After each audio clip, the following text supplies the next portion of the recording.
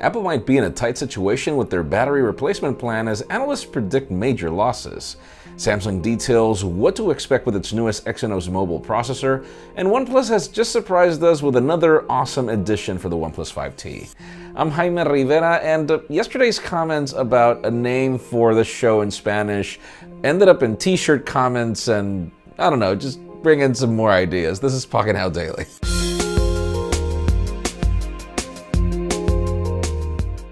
The official news today begin with product announcements, as OnePlus has just told us about its OnePlus 5T in Sandstone White. And for those of you asking yourself why I don't have one, the reason why is because I've been traveling so much the package is actually waiting for me in Vegas.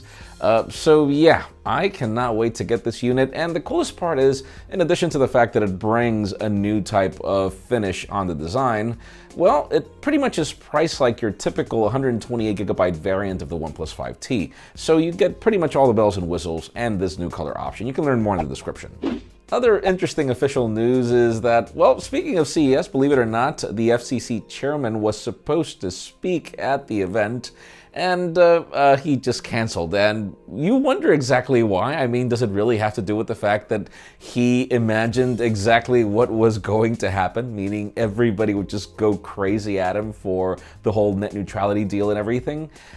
Sad news, and hopefully we get the opportunity to, I don't know, confront the guy at some point in the future as consumers, as it's supposed to be. Now let's talk about Microsoft. The company has just patented something we are still scratching our heads to understand. It's a foldable phone dock, and we're trying to understand exactly what Microsoft is doing. The company is making a major push into hardware, but this phone dock doesn't look like anything that you can use with a Windows phone. It actually even seems like if it has a lightning port at the tip.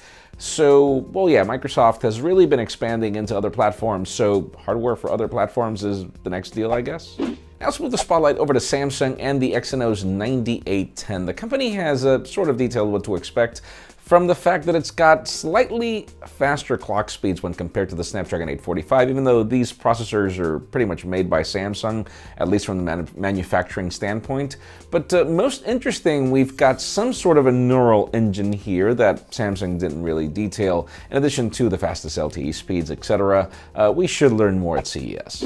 And finally, the very interesting news today have to do with Apple and older iPhones.